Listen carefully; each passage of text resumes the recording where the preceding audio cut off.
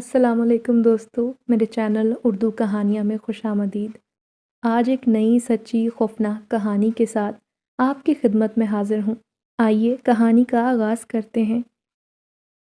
زندگی میں پہلی بار جب میں نے خوف اور ڈر کو اکٹھا گہرائی سے محسوس کیا، تب میں نے بے اختیار رب کو پکارا، یا اللہ میری مدد کر۔ موت کو آنکھوں کے سامنے دیکھ رہی تھی، پانی میرے وجود کو جیسے نیچے ہی نیچے لے کر ڈبو رہا تھا۔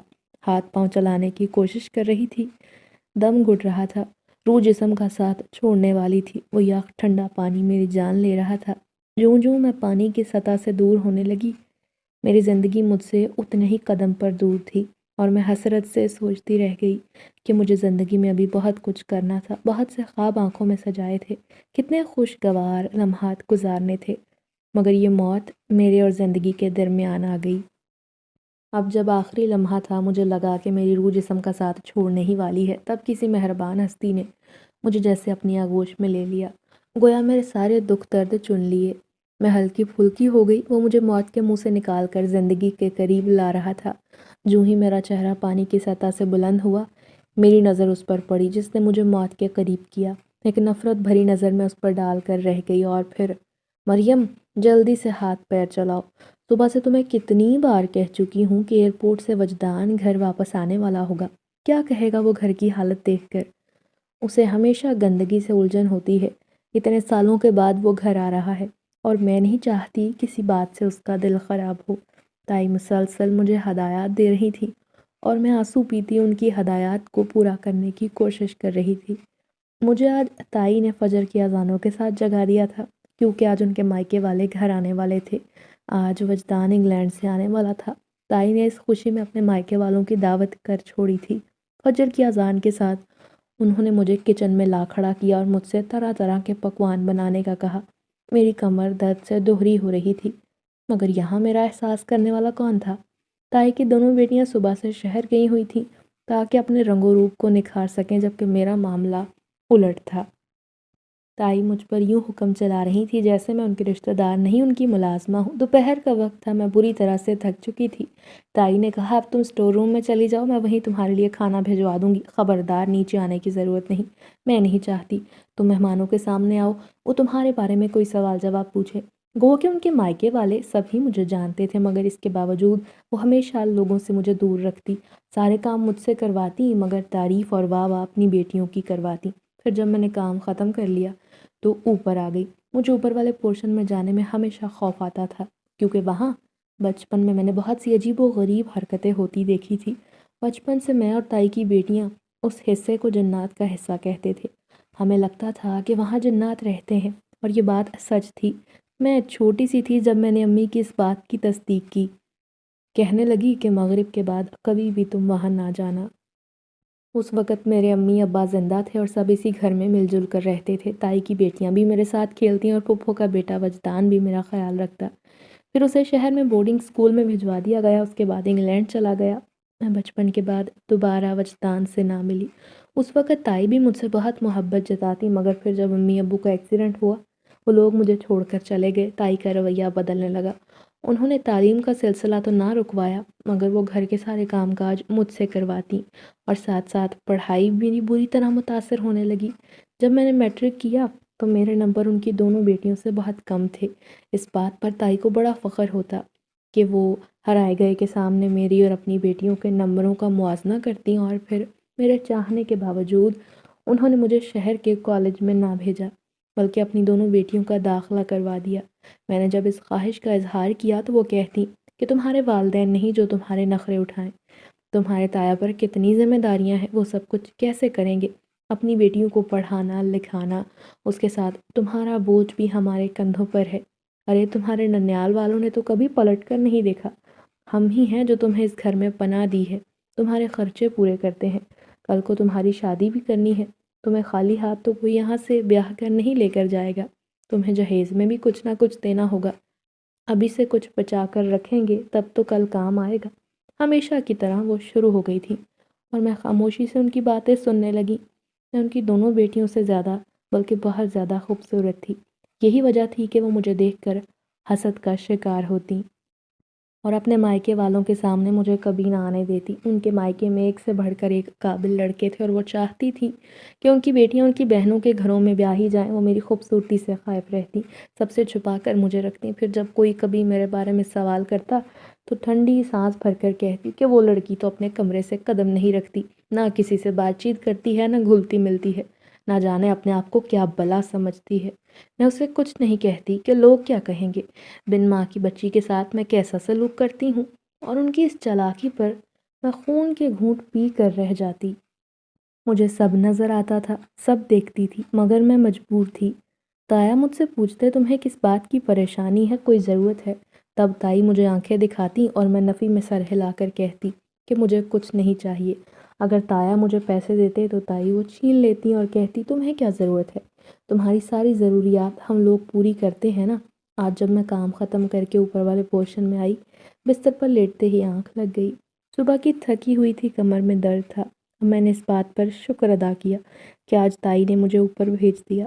شام کے قریب میری ایک عجیب سے احساس سے آنکھ کھل گئی تھی۔ میں ہڑبڑا کر اٹھ بیٹھی اور جب سامنے نظر پڑی تو خود میں سمٹ کر رہ گئی۔ میرے انتہائی قریب ایک نوجوان لڑکا بیٹھا ہوا تھا جو بہت غور سے مجھے دیکھ رہا تھا۔ میرے منہ سے تو چیخ نکل گئی، تم کون ہو اور یہاں کیا کر رہے ہو؟ مجھے خوف زدہ دیکھ کر وہ مسکرایا اور بولا، آج مجھے تم صبح سے نظر نہیں آئی، تمہیں ڈھونڈتے ہوئے میں یہاں تک آ گیا۔ سب لوگ نیچے ہیں، سب نے کھانا نہیں کھایا، مگر تم اب تک بھوکی ہو۔ پتہ نہیں تم نے کھانا بھی کھایا ہوگا یا نہیں۔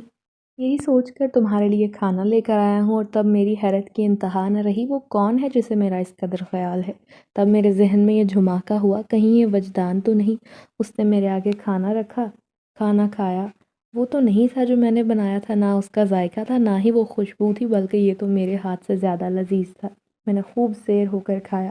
عموماً اچھا کھانا تائی مجھ سے چھپا دیا کرتی تھی اور مجھے دال یا ہری سبزی کھانے کو ملتی۔ آج کتنے دنوں کے بعد میری زبان جیسے اس ذائقے سے متعارف ہوئی تھی۔ وہ مجھے خاموشی سے دیکھتا رہا، اس نے ایک بار بھی مجھ سے بات نہ کی۔ پھر وہ مجھے ایک شاپر دے کر بولا، یہ میں تمہارے لیے لے کر آیا ہوں، نیچے بہت سارے مہمان ہیں اور تم ان پھٹے کپڑوں میں نیچے جاؤ گی تو سب کیا کہیں گے، تمہارا ان پر اچھا تاثر نہیں جائے گا، یہ کپڑے پہنو اور سب سے جا کر ملو۔ وہ چہرے پر مہربان مسکراہٹ لیے مجھے دیکھ رہا تھا۔ جب سے میرے والدین اس دنیا سے گئے تھے، پہلی بار ایسا ہوا تھا کہ کوئی انسان میرا احساس کر رہا تھا۔ اس کے احساس کرنے پر میری آنکھیں بھیگ گئیں، اور پھر جب میں نے وہ شاپر کھول کر دیکھا تو اس میں بڑا حسین جوڑا تھا۔ وہ بولا، تم نیچے آ جاؤ، سب تمہارا انتظار کر رہے ہیں۔ وہ کمرے سے باہر چلا گیا، جبکہ میں سوچنے لگی کہ وہ تھا کون، اور وہاں نیچے کون تھا جو میرا منتظر ہوگا۔ تائی اور ان کی بیٹیاں تو اس بات پر شکر کرتی ہیں کہ میں ان کے مہمانوں کے سامنے نہ آؤں، اور رہا وجدان، تو کیا وہ میرا انتظار کر رہا تھا؟ یہ سوچتے ہی میرا دل عجیب انداز میں دھڑکا۔ اپنی خوش نصیبی پر مجھے یقین نہ آیا۔ خیر، میں نے جلدی سے وہ کپڑے پہنے، بال بنائے اور خود کو آئینے میں دیکھا تو اتنی معمولی سی تیاری میں بھی میں کسی ریاست کی شہزادی لگ رہی تھی۔ وہ لباس بڑا قیمتی تھا اور مجھ پر سج رہا تھا۔ آئینے میں خود کو دیکھ کر میں تو پہچان ہی نہ سکی، میں آج بہت خوبصورت لگ رہی تھی۔ خوشی خوشی جب نیچے آئی تو ہر طرف چہل پہل تھی۔ اتنے لوگوں میں پہلی بار جا رہی تھی، اسی وجہ سے دل گھبرانے لگا۔ اور پھر جب میں ڈرائنگ روم میں پہنچی تو مجھے دیکھ کر سب کو سانپ سونگھ گیا۔ پھر بہت آوازیں ایک ساتھ ابھری، ان آوازوں میں اشتیاق تھا، ارے یہ کون ہے؟ جبکہ میری تائی نے مجھے دانت کچکچا کر دیکھا۔ ان کی بیٹیاں بھی غصے میں تھیں۔ تائی نے کہا، ارے یہ نویرا ہے، زاویار کی بھتیجی۔ اور پھر ان میں ایک آنٹی نے مجھے اپنے پاس بٹھا لیا، یہاں آؤ، میں تمہاری تائی کی بڑی بہن ہوں، کتنی بار میں یہاں آ چکی ہوں مگر تم سے کبھی ملاقات نہیں ہوئی۔ وہ مجھ سے نرمی سے بات کر رہی تھی، میں ان کی بات کا جواب دے رہی تھی۔ جب میری نظر تائی کی طرف اٹھی تو وہ مجھے بہت اوسیلی نظروں سے گھور رہی تھی۔ انہوں نے مجھے اشارے میں وہاں سے اٹھانا چاہا، مگر اس عورت کی باتیں ختم ہونے کا نام نہ لے رہی تھی۔ مجھے اس بات پر حیرت تھی کہ تائی کو میرا یہاں آنا برا کیوں لگا ہے، جبکہ انہوں نے تو خود وجدان سے کہہ کر مجھے نیچے بلوایا تھا۔ ایک ایک کر کے وہ لوگ وہاں سے چلے گئے۔ ایک اجنبی چہرہ وہاں موجود تھا جو بار بار دلچسپی سے مجھے دیکھ رہا تھا۔ اس کے دیکھنے سے عجیب سی گھبراہٹ ہو رہی تھی۔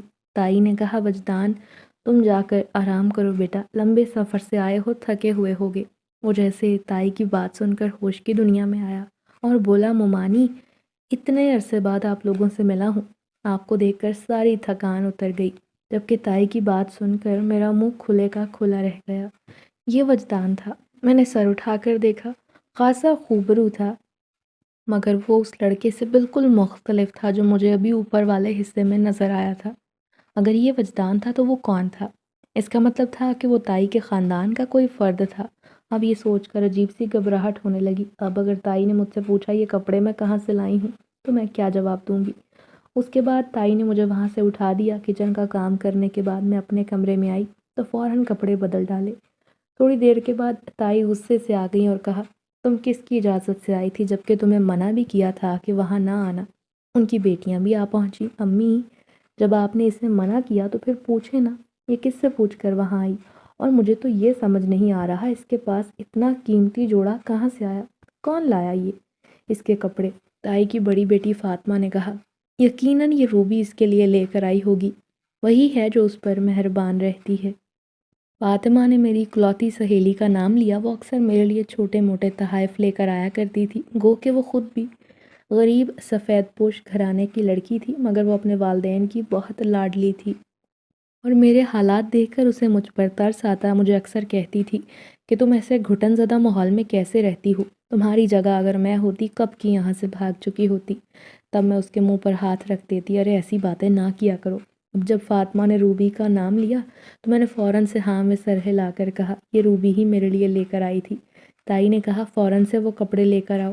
انہوں نے وہ کپڑے فاطمہ کے حوالے کر دیے اور کہا، تمہاری اوقات نہیں لڑکی کہ تم اتنی مہنگی چیزیں استعمال کرو، خبردار تم وجدان کے آگے پیچھے کہیں نظر آئی، تمہارا سایہ بھی اس پر نہیں پڑنا چاہیے۔ وہ مجھے باتیں سنا کر چلی گئی اور میں بیٹھ کر آنسو بہانے لگی۔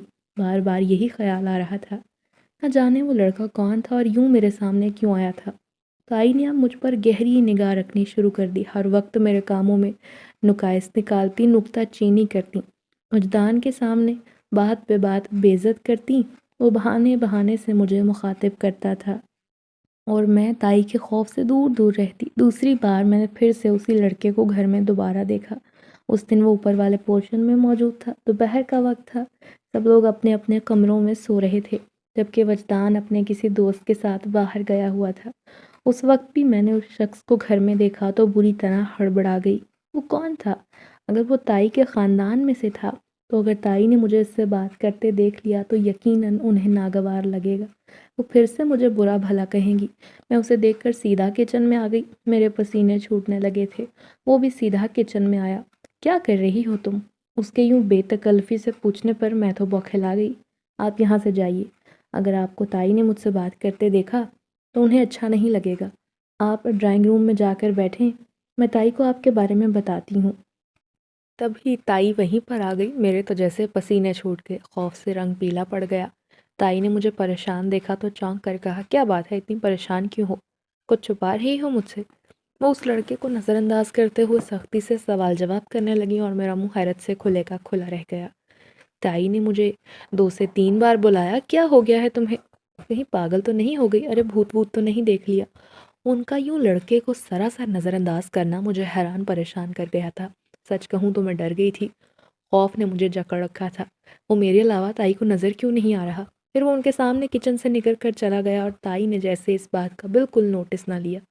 اس کے بعد اکثر یہی ہونے لگا، میں گمسم ہو کر رہ جاتی اور کبھی کبھی تو خوف سے برا حال ہو جاتا۔ اتنا مجھے اندازہ ہو گیا تھا وہ جو کوئی بھی تھا، اس کے پاس غیر معمولی طاقتیں تھیں۔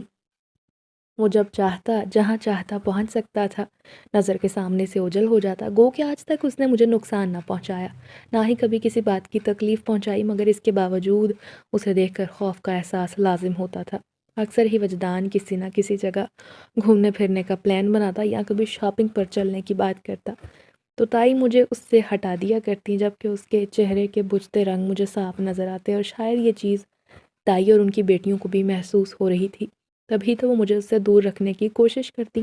ہر وقت وہ اپنی صورت کو نکھارنے کی کوشش میں لگی رہتی اور مجھے دیکھ کر اپنا موازنہ مجھ سے کرتی۔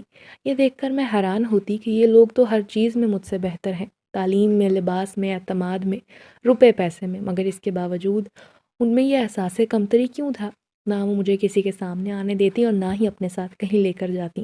ان کا بس چلتا تو وہ میری شکل کو برباد کر دیتی۔ اس دن میں رات کو اپنے کمرے میں گئی تو تبھی فاطمہ میرے پاس آئی، اس کے ہاتھ میں لوشن تھا، بولی یہ میں تمہارے لیے لے کر آئی ہوں، تمہارا چہرہ خشک ہو رہا ہے، یہ استعمال کرو، جلد نرم و ملائم ہو جائے گی۔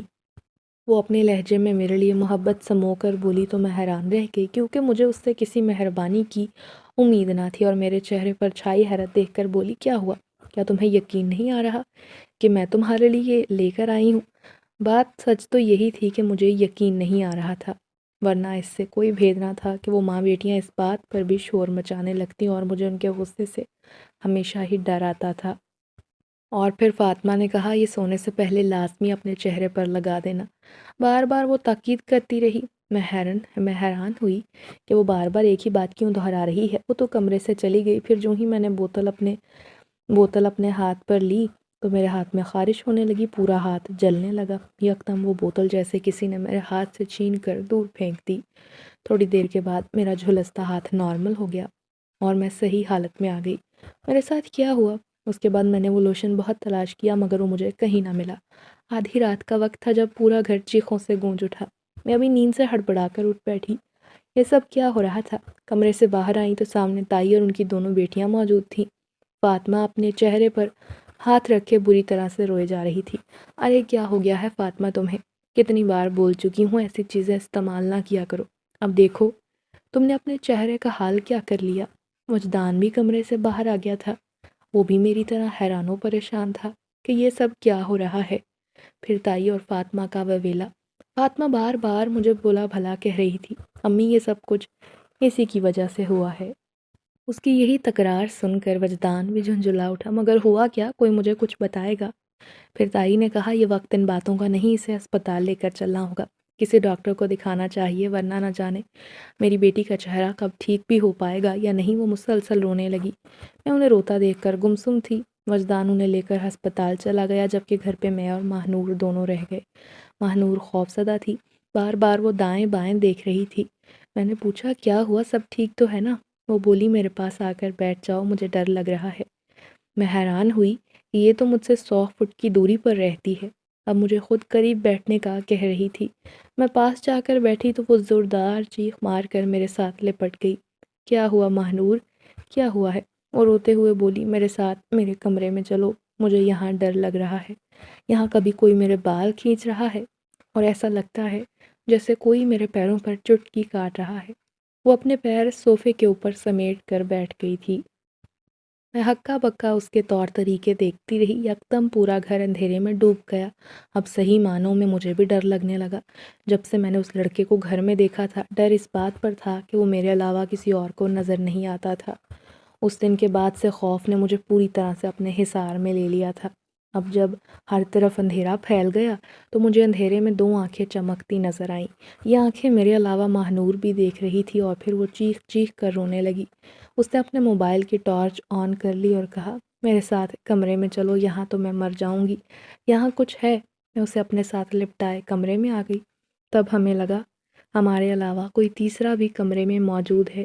کسی کے قدموں کی آہٹ واضح سنائی دے رہی تھی، کبھی کوئی کھڑکی تک جاتا اور کبھی ایسا لگتا جیسے کوئی دروازہ بجا رہا ہے۔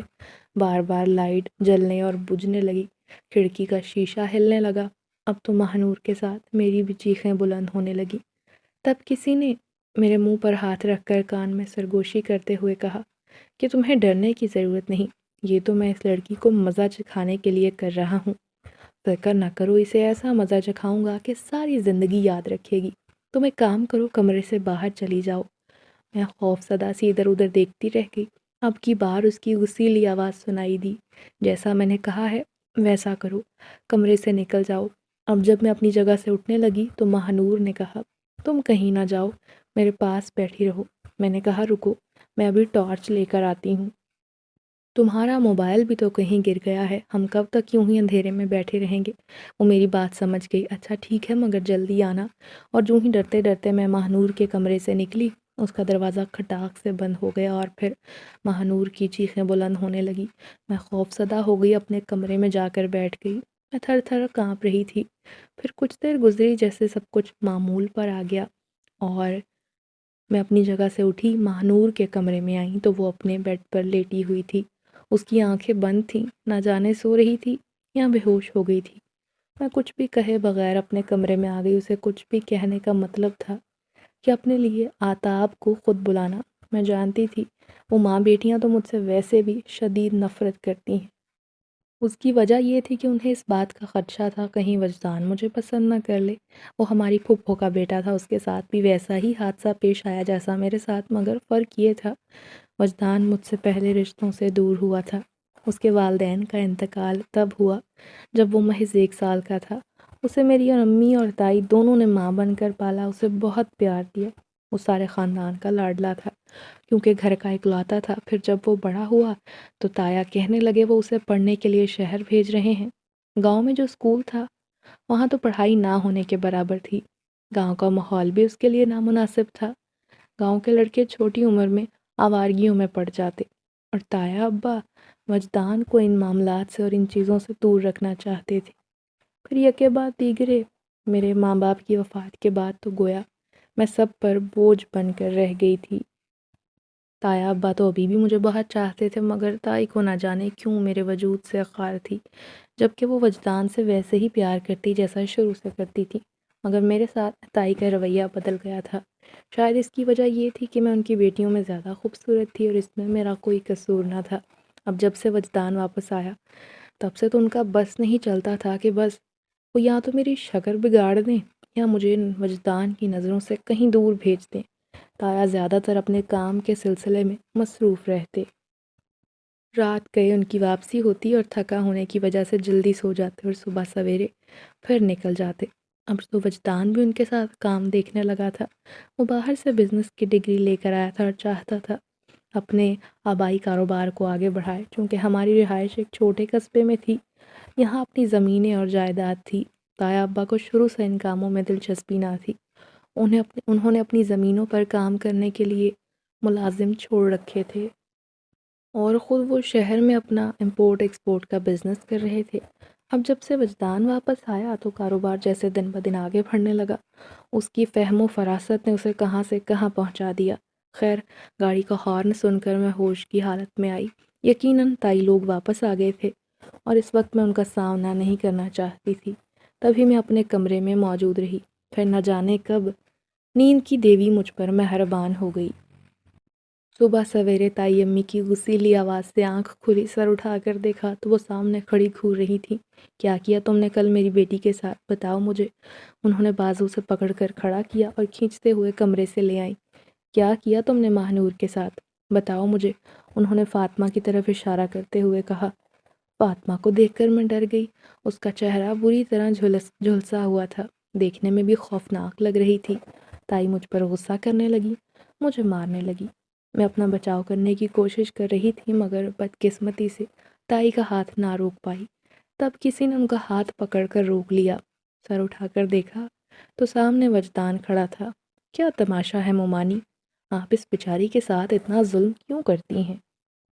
جب سے میں آیا ہوں دیکھ رہا ہوں آپ کا رویہ اس کے ساتھ بے حد خراب ہے۔ فاطمہ کے ساتھ یہ سب اس کی اپنی غلطی کی وجہ سے ہوا، اس میں اس کا کیا قصور ہے؟ تائی اسے آنکھیں پھاڑے دیکھ رہی تھی جیسے اپنے کانوں پر یقین نہ آ رہا ہو۔ انہوں نے کھا جانے والی نظروں سے مجھے دیکھا اور کہا، اسی نے کل فاطمہ کی کریم میں یہ کیمیکل ملایا تھا تاکہ اس کا چہرہ جل جائے، اور اس الزام پر میں تڑپ اٹھی۔ میں تو ایسا کرنے کے بارے میں سوچ بھی نہیں سکتی تھی۔ اور پھر جب تائی نے وہ لوشن میرے سامنے کیا تو میرے آنکھیں کھلی کی کھلی رہ گئیں۔ تائی، یہ لوشن تو فاطمہ مجھے رات کو دے کر آئی تھی، کہنے لگی تمہیں اسے استعمال کرنا ہے، اور یہ میرے ہاتھ سے گر گیا۔ میں تو اسے ڈھونڈتی رہ گئی تھی، مجھے نہیں ملا۔ یہ آپ کو کہاں سے ملا؟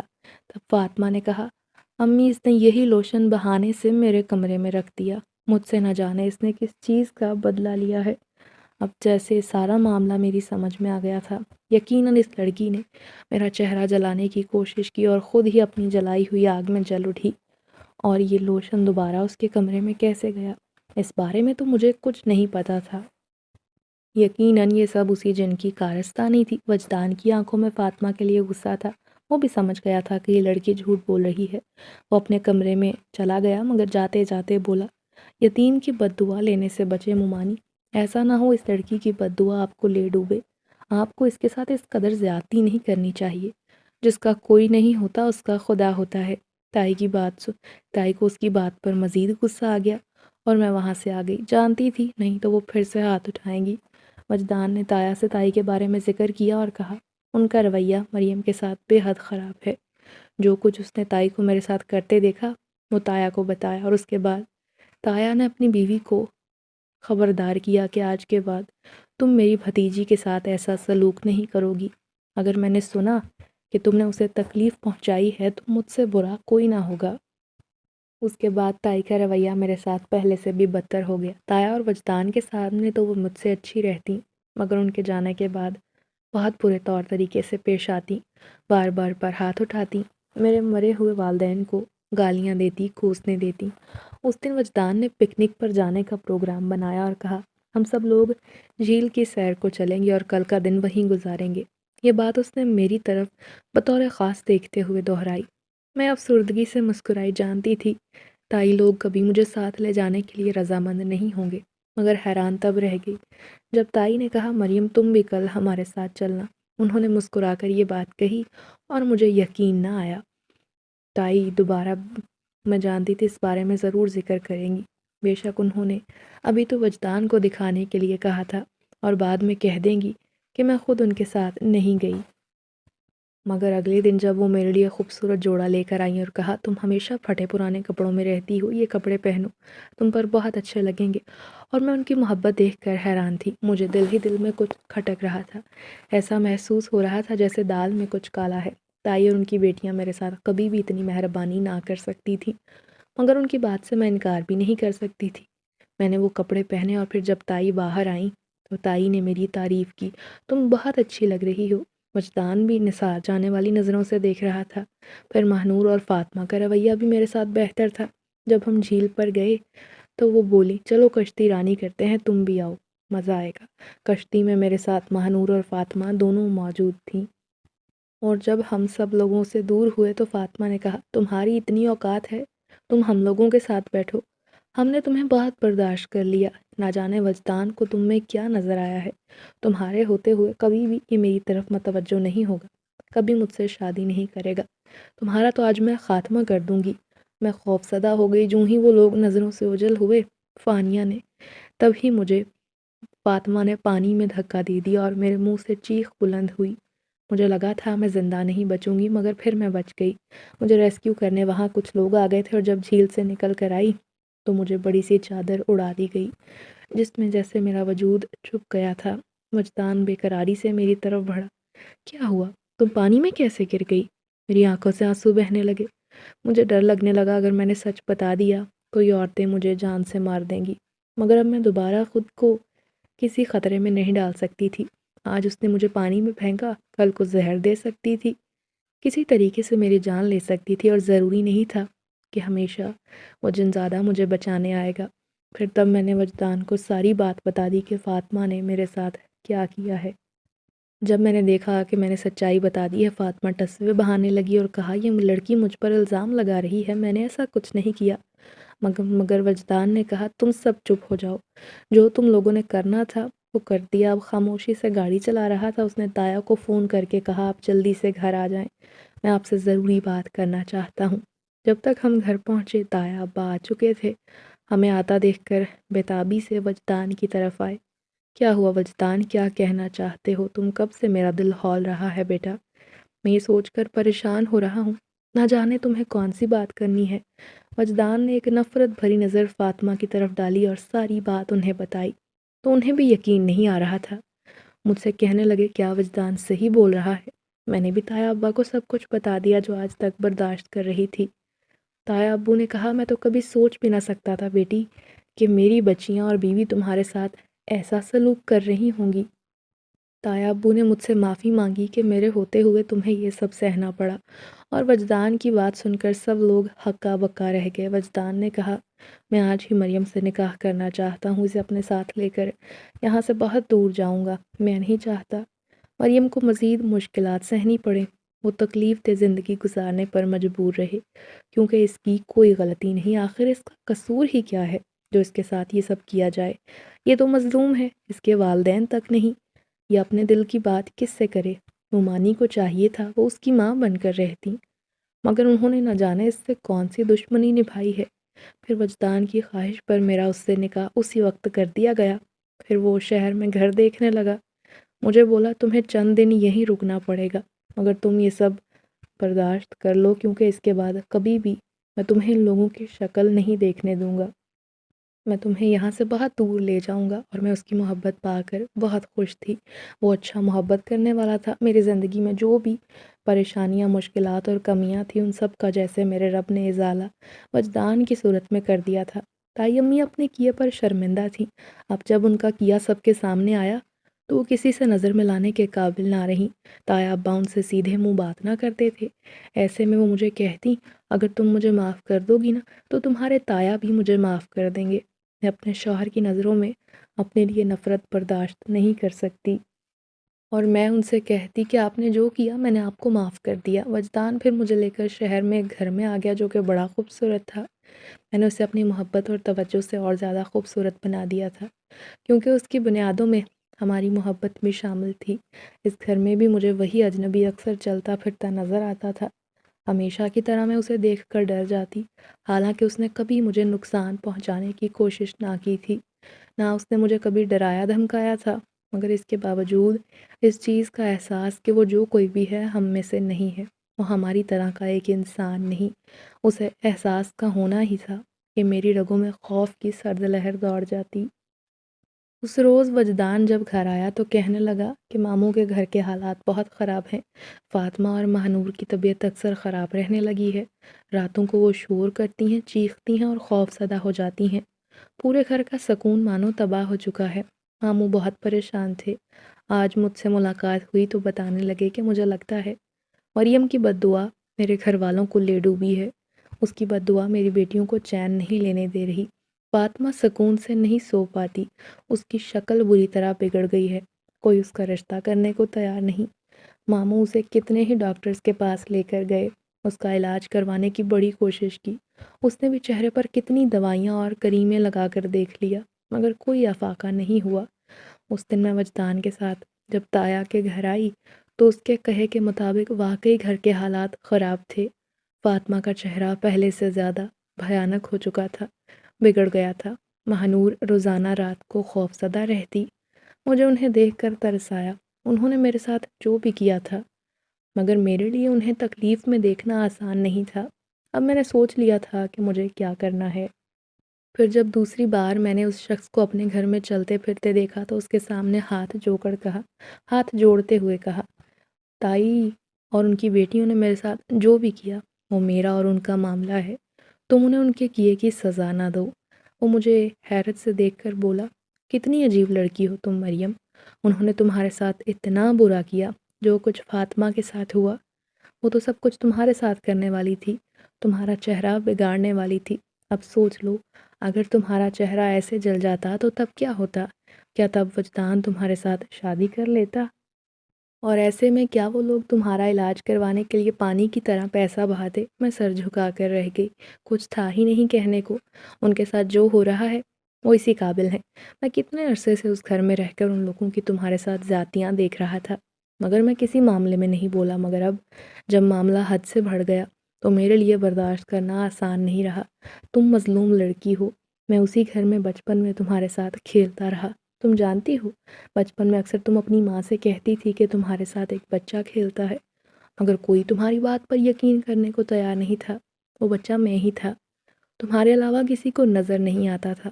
یہی وجہ ہے جب میں نے ان لوگوں کو تمہارے ساتھ بدسلوکیاں، ناانصافیاں کرتے دیکھا تو یہ بات مجھ سے برداشت نہ ہوئی۔ پہلے مجھے تم لوگوں کے معاملات میں دخل اندازی کرنے کی اجازت نہ تھی، مگر پھر جب مجھے اس چیز کی اجازت ملی تب میں نے ان لوگوں کو مزہ چکھانے کا فیصلہ کر لیا۔ مگر اب میں نے اسے کہا، خدا کے لیے یہ سب مت کرو، اپنی حرکتوں سے باز آ جاؤ۔ تایا پریشان ہے، وہ بہت اچھے ہیں، انہوں نے میرے ساتھ کبھی برا نہیں کیا، اس سب سے انہیں پریشانی اٹھانی پڑ رہی ہے، تم یہ کرنا بند کر دو۔ اب جب میں نے آخری بار درخواست کی وہ کچھ دیر خاموش رہا اور بولا، ٹھیک ہے، میں آئندہ انہیں ہرگز تنگ نہیں کروں گا، فاطمہ کا چہرہ ٹھیک کر دوں گا، مہنور کو بھی نہیں ستاؤں گا۔ وہ وہاں سے چلا گیا اور میں یہ سوچ کر مطمئن ہو گئی کہ اس نے جو وعدہ کیا ہے یقیناً اپنے وعدے کو پورا بھی کرے گا۔ اور واقعی چنزادے کے کہے کے مطابق، اس کے وعدے کے مطابق کچھ دنوں کے بعد فاطمہ کی جلد ٹھیک ہونی شروع ہو گئی۔ اس کا چہرہ نارمل حالت میں آنے لگا تھا۔ ماہنور بھی ٹھیک تھی، اب راتوں کو اٹھ کر چیخیں نہیں مارتی تھی۔ تایا بھی اب گھر کی طرف سے پرسکون تھے، گویا گھر کے حالات پرامن تھے۔